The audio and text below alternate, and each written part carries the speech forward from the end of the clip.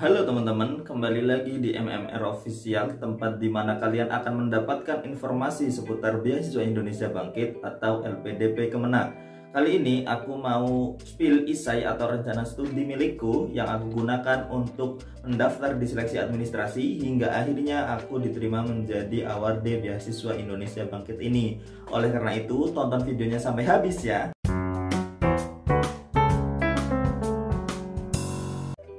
Sebelum aku spill isai atau rencana studi yang aku buat, jangan lupa untuk tekan tombol like, subscribe, serta gambar loncengnya agar kalian selalu mendapatkan informasi terbaru seputar Beasiswa Indonesia Bangkit. Nah, ada beberapa hal yang perlu kalian perhatikan ketika nanti kalian membuat rencana studi. Ada beberapa ketentuan yang diatur oleh Beasiswa Indonesia Bangkit ini dan poin-poin apa aja yang harus kalian jelaskan dalam rencana studi kalian. Ketentuan yang pertama yaitu ketika kalian sebagai pendaftar S2 dalam negeri, kalian harus membuat rencana studi ditulis dengan bahasa Indonesia. Kemudian yang kedua yaitu ditulis antara 1.500 hingga 2.000 kata. Nah, itu ketentuannya.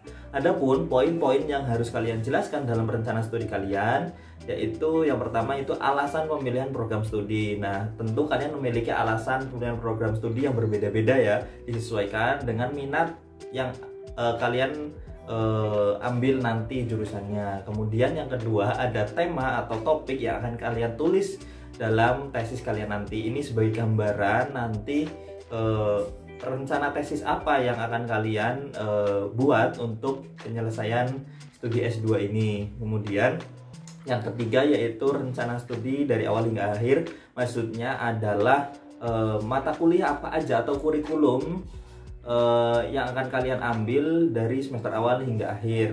Kemudian yang keempat atau yang terakhir ini adalah aktivitas non-akademik yang akan kalian lakukan selama menempuh studi. Maksudnya adalah aktivitas di luar perkuliahan gitu yang akan kalian lakukan nanti, seperti itu.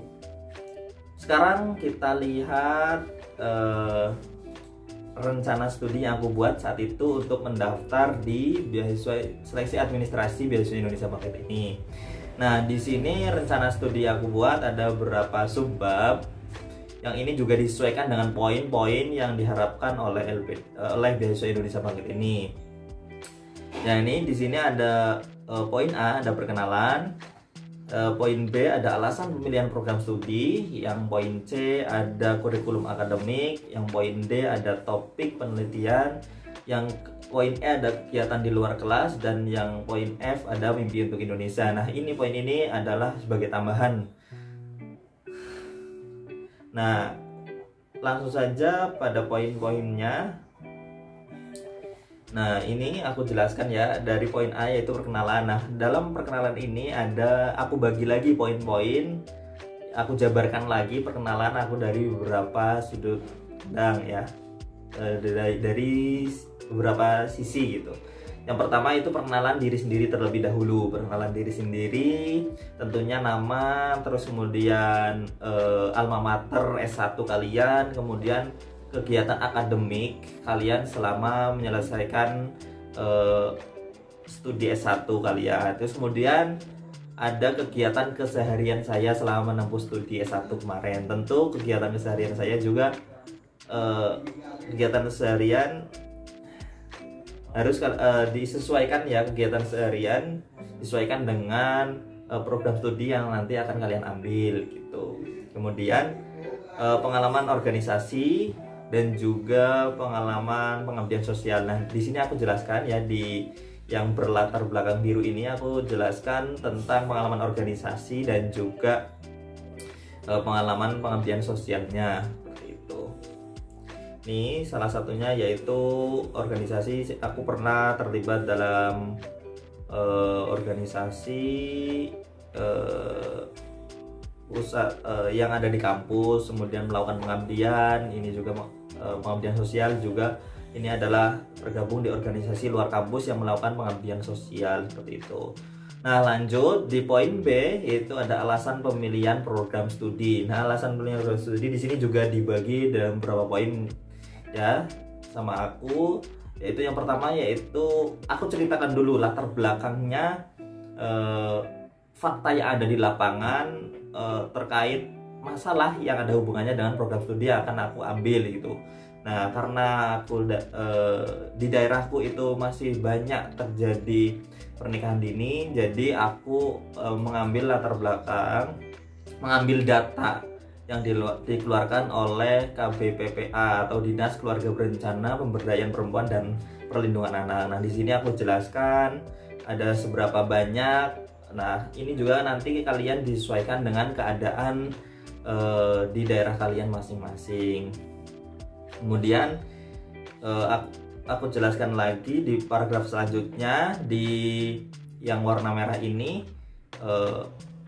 Setelah aku jelaskan datanya, nah aku jelaskan penyebabnya itu kenapa, terus kemudian juga langkah-langkah apa yang harus diambil seperti itu. Dan nanti ketika sudah lebih baik itu akan berdampak apa. Nah, makanya atas masalah yang ada di lingkungan aku, kemudian aku tertarik untuk mengambil jurusan awal usaha atau hukum keluarga. Harapannya ikut berkontribusi untuk menurunkan angka pernikahan dini di daerahku seperti itu. Nah, terus selanjutnya untuk di kurikulum akademik poin C ini, nah aku jelaskan mata kuliah apa aja yang akan aku ambil nih. Karena di program studi yang aku ambil itu bersifat paket SKS, jadi kita akan lebih mudah. Jadi dari kampusnya sudah mempaketkan di setiap semester program studi mata kuliah apa aja yang akan aku ambil seperti itu. Kalian harus melakukan riset terhadap kampus yang akan kalian tuju seperti itu. Program studinya kalian riset, kalian cari tahu apakah sistem paket apa enggak, kemudian mata kuliah apa aja yang akan kalian hadapi atau kalian ambil nanti selama menempuh studi. Nah, ini aku cantumkan di sini dalam bentuk tabel. Nah, selanjutnya untuk yang poin D, yaitu ada topik penelitian. Nah, di sini aku semacam membuat rencana tesis nanti dalam lingkup kecil ya ini. Jadi belum dijelaskan secara komprehensif, hanya disebutkan poin-poinnya aja. Tapi nanti ketika kalian sudah di tahap interview, kalian harus bisa menjelaskan terkait tema atau topik yang akan kalian tulis di tesis nanti, yang kalian cantumkan di rencana studi kalian. Nah, ini selanjutnya untuk poin E, yaitu kegiatan di luar kelas. Nah, karena ini bagian dari apa yang diharapkan oleh Beasiswa Indonesia Bangkit untuk dicantumkan di rencana studi, jadi aku cantumkan juga. Nah, di sini yaitu yang pertama poinnya, untuk membangun jaringan yang lebih luas, saya akan bergabung dengan perkumpulan AWARD LPDP Kelurahan PDW Mataram seperti itu, dan seterusnya. Nah, aku jelaskan di sini. Jadi nanti kalian juga harus bisa menjelaskan pada interviewer nanti. Kegiatan tentunya disesuaikan dengan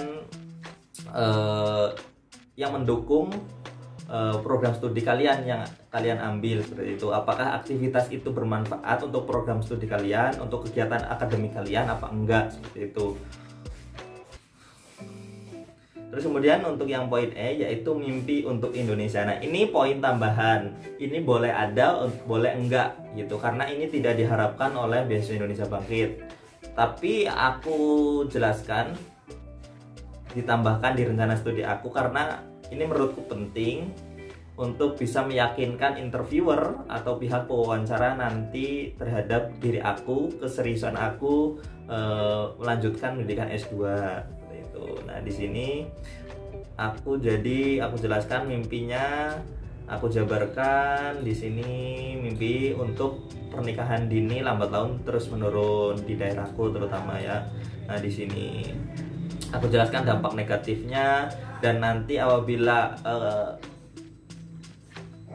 penyebabnya aku jelaskan juga, dan apabila nanti kesadaran akan berdampak negatif pernikahan dini semakin menurun, nanti akan berakibat baik apa seperti itu. Nah, ketika eh, hal itu tercapai, penurunan angka pernikahan dini, dan syukur-syukur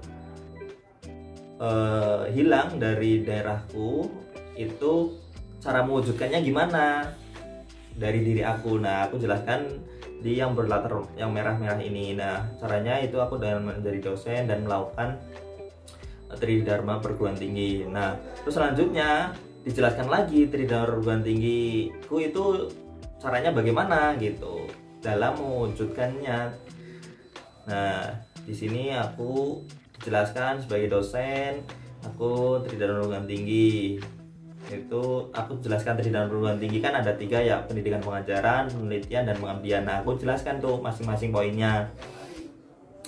Terus kemudian peran selanjutnya yaitu aku ingin mendirikan sebuah komunitas. Nah, sebuah komunitas ini juga dijelaskan bagaimana berjalannya, bagaimana efeknya dapat menurunkan angka pernikahan dini itu bagaimana, seperti itu. Ya, itu mungkin beberapa poin yang harus kalian jelaskan dalam rencana studi kalian. Pokoknya kalian harus disesuaikan dengan rencana studi, dengan program studi yang akan kalian buat. Apakah mendukung apa enggak rencana studi, harus dipersiapkan jauh-jauh hari, karena ini tidak bisa dibuat dalam 1 atau 2 hari saja, karena banyak data yang harus kalian kumpulkan, harus kalian jelaskan, harus kalian persiapkan dengan baik agar bisa menjawab pertanyaan-pertanyaan interviewer nanti, agar mereka yakin dan dapat menerima kamu menjadi award beasiswa Indonesia Bangkit, seperti itu. Ya, mungkin itu aja spill Isai atau rencana studi dari aku. Bila ada pertanyaan langsung komentar aja di kolom komentar terkait pembuatan rencana studi. Mungkin itu aja dari aku, kurang lebihnya mohon maaf. Dadah.